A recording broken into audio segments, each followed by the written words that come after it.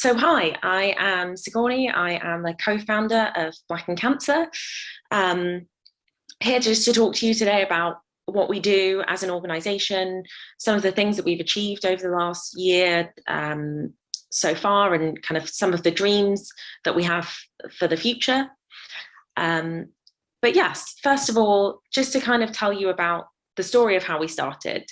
So in the summer of last year, as I'm sure many, if not all of us know, that there was a lot of unrest, particularly when it came to the conversation of race, all triggered by a number of events, but one being Christian Cooper being in Central Park and being accused of doing something that he didn't. So that led to a number of movements on social media, one of them being Black Birders Week, which led to a number of others. Black in Neuro, Black in Cancer, and a number of others. Sorry about that. So it led to a number of conversations and talking about how and why, how and why it was important to be able to have those conversations, but also to find a community. So I was looking for my community in Black cancer researchers, because as a Black woman doing a PhD, I hadn't actually met another Black woman with a PhD until I'd started my own. So I wanted to find my community. So I ended up on Twitter and ended up reaching out to people and actually found Henry, who is my co-founder. So we had a conversation about what the experience was like of being a Black cancer researcher, and there were a number of things that we ended up talking about, one being the visibility piece in being able to see what we could aspire to. But the other side was a very specific niche in being a cancer researcher, is becoming the font of knowledge for your own communities. So we ended up being asked all kinds of questions from our families, friends, and those kind of beyond, like, oh, what about this type of cancer? Like, do you know what I should be doing if this or that? And as I'm sure many of you know, cancer, although is one field, there are so many different types, and we can only even attempt to be an expert in a small part. So what we wanted to do was to bring together a network of people who would have that knowledge that we could reach out to and have those conversations. So the realization of that ended up in not just kind of a social media week, but really what has ended up as a movement. So why do we exist? So there have been a number of conversations around either racism in medicine or around Black scientists, and really understanding where the challenges are and what we can start to do to change them. So what we wanted to do was to make sure that we provide a space where Black scientists and Black researchers, as well as the community, are supported in whatever it is that they want to do within this field. So, for example, Cancer Research UK, who actually fund my PhD, did some analysis on their fellowships that they award, or fellowship and non-fellowship awards by ethnicity, and looked at the application stage all the way through in ethnic minorities versus those from a Caucasian background, and found that actually there was a disparity when you looked at whether they were supported at outline, and this only got bigger as you went further through the application process. So what it kind of really led to was, why are Black researchers not being funded for the work that they're doing? And why does this disparity change as we go along?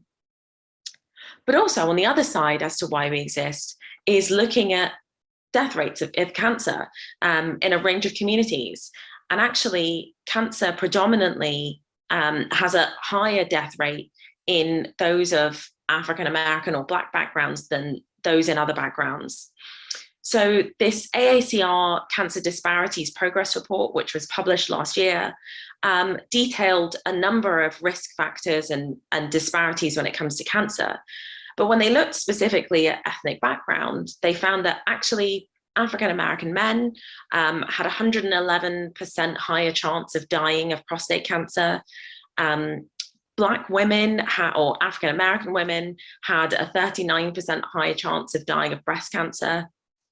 But this isn't just in the US, this isn't just a US problem. But when we look at the stats in the UK, Black men are 3 times more likely to be diagnosed with prostate cancer, and then their mortality rates are 30% higher. And there's also poorer survival when it comes to breast cancer with Black women as well.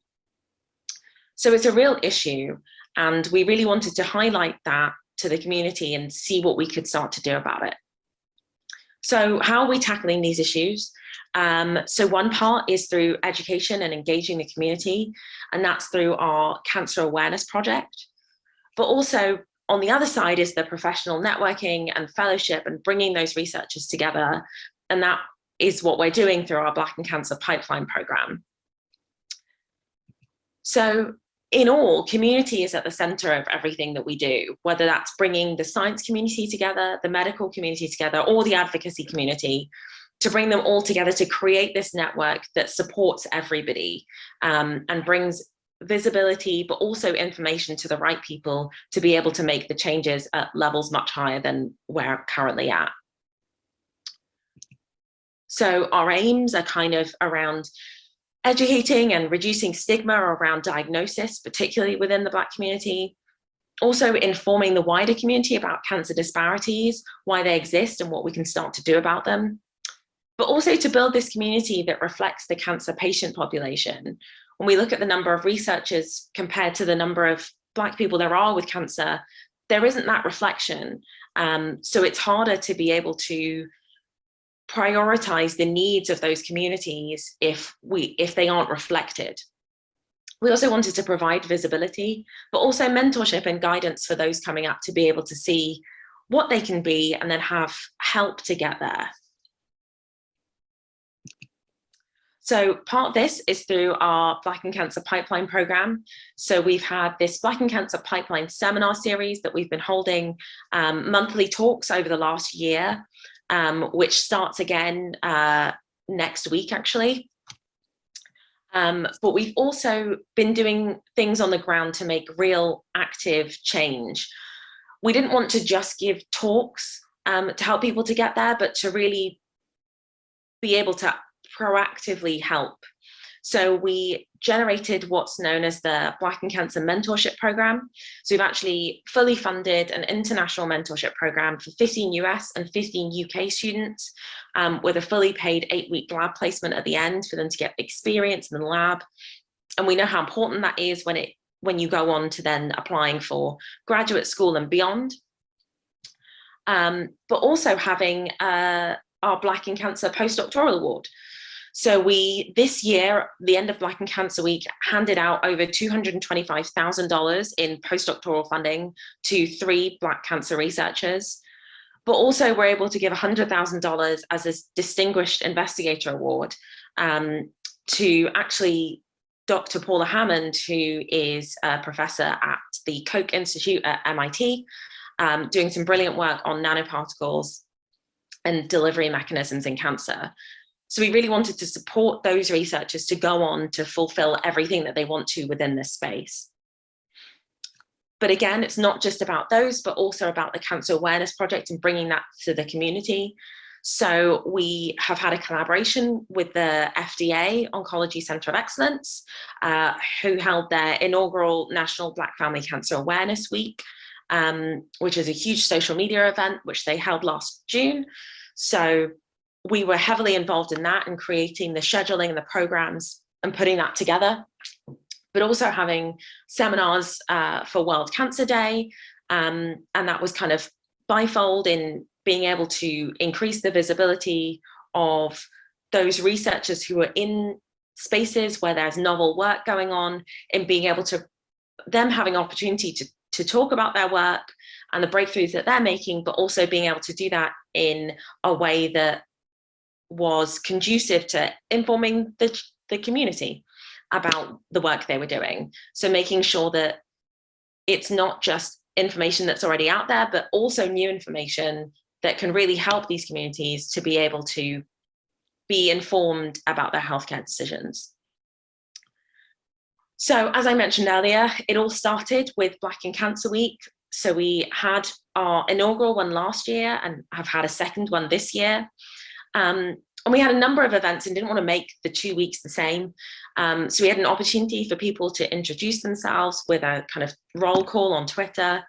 In our first year, we kind of really asked the question of like why people were in cancer research, what drives them, talking about careers, but also it's a huge thing to understand the facts around cancer, particularly in the community, in answering the questions that people are afraid to ask, whether that's, you know, does standing in front of the microwave give me cancer? Or, you know, do I get cancer from eating this particular food? Or is this the cure for cancer? And being able to answer all of those questions in ways that people haven't typically been offered the answers to those questions.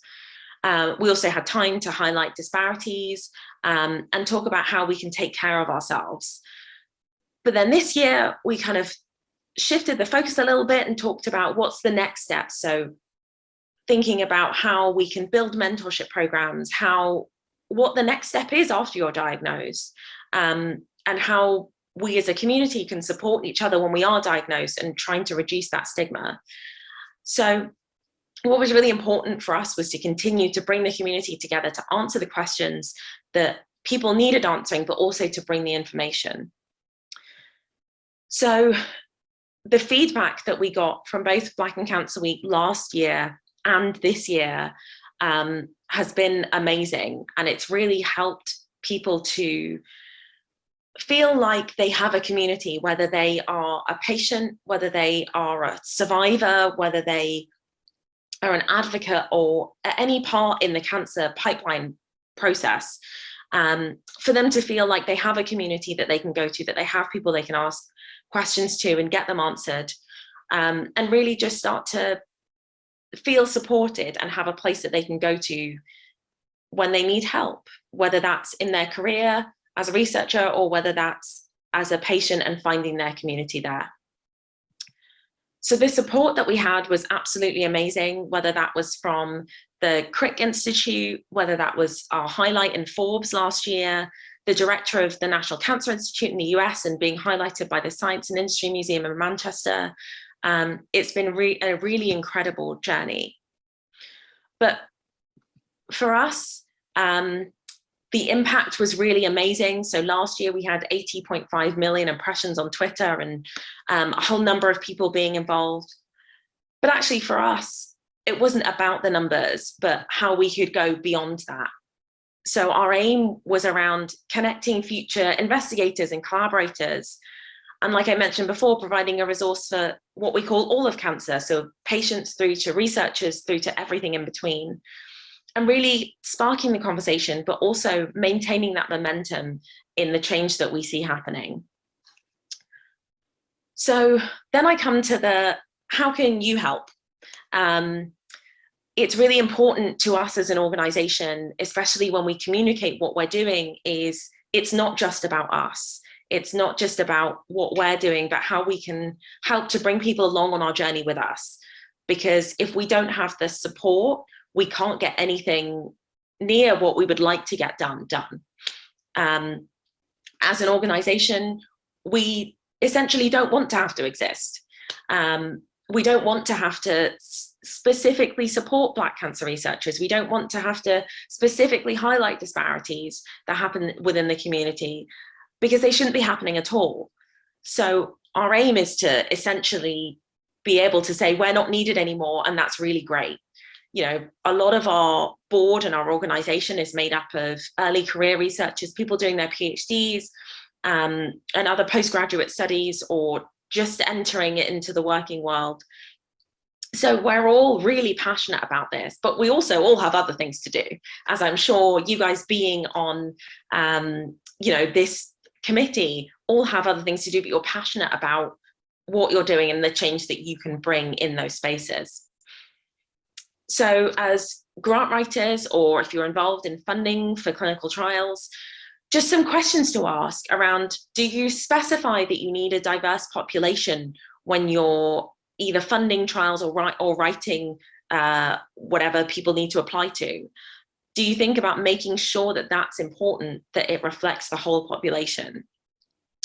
When you think about clinicians, when you recruit into clinical trials, are you thinking about who you're recruiting, whether there's any implicit bias in how you recruit, and whether there's any kind of background in making sure that you are supporting everybody and making sure that that's as diverse as possible, so that you can really understand the outcomes and know that what you're helping to bring forward as a drug or a therapy or whatever that might be,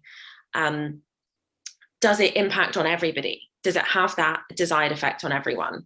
Then in the part of researchers, you know, when we start all the way from the beginning, when we think about cell lines that we're using, for example, actually only 10% of biobanked cell lines come from, or from cancer clinical trials, come from underrepresented minorities.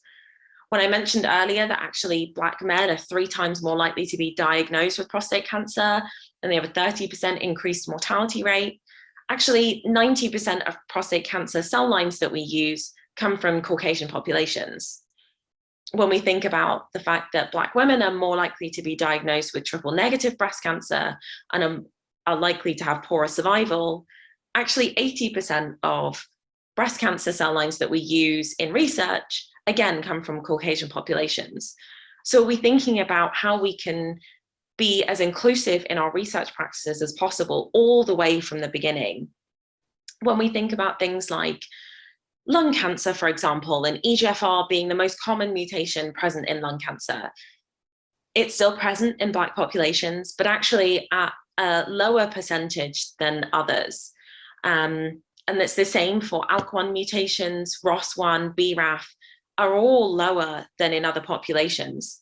So what we're not doing is considering the mutations or the changes that might be higher in those populations that we're just not targeting, especially when we're working towards things like personalized medicines.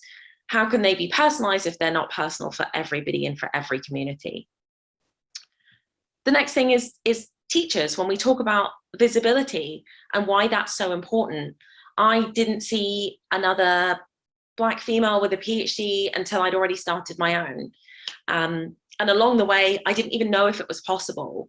I always tell the story of when I was young, my mum asked me what I wanted to be, and I said, I wanted to be an air hostess. So she asked me why, and I said, because I wanted to travel the world. She wasn't so keen on me becoming an air hostess, and she was like, well, what else do you want to be? But actually, I asked her maybe a year ago when I started having a lot of these conversations, you know, if that was what I wanted to do, why didn't you say, well, if you want to travel the world and you want that as a job, why don't you go and be a pilot? And she said, actually, I didn't have that visibility, so it didn't even enter my mind that it was possible for you to do that. So when we think about all of these careers, when we think about things that people might want to do or things that people might excel at, do they have the visibility available to them? Because it's sometimes not even a conscious decision, but an unconscious in not even recommending something, or someone not even considering that they could be in a position doing X, Y, or Z because they hadn't seen any representation of themselves. So it's things like thinking about how often do you highlight either researchers or clinicians or whatever that might be that you're highlighting within those classrooms, people from other backgrounds, not just the common scientists that we often talk about within a number of fields, but are you highlighting those that aren't necessarily always highlighted, but also give those children visibility of what they can be? And then finally, hiring staff and managers. Do you think about how you're recruiting people into those workspaces? But then also thinking about how you can retain those people within those spaces. Are you creating an environment that's conducive for people of other backgrounds to thrive? Do they feel comfortable?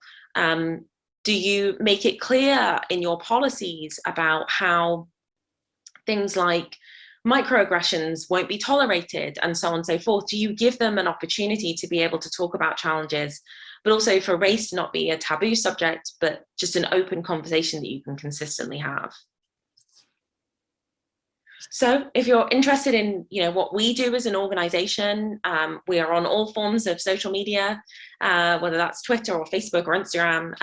We also have all of our Black in Cancer Week seminars and talks, which are all on YouTube and available for people to watch.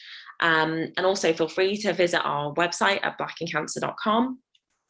But additionally, if there's any collaboration opportunities or conversations, our email is just blackandcancer@gmail.com, and you can reach us straight through the website. And happy to have any conversations about how we can start to move all of these things forward. So I'd like to give a huge thank you to just some of our sponsors, and just to say thanks for having me, and feel free to ask any questions you may have.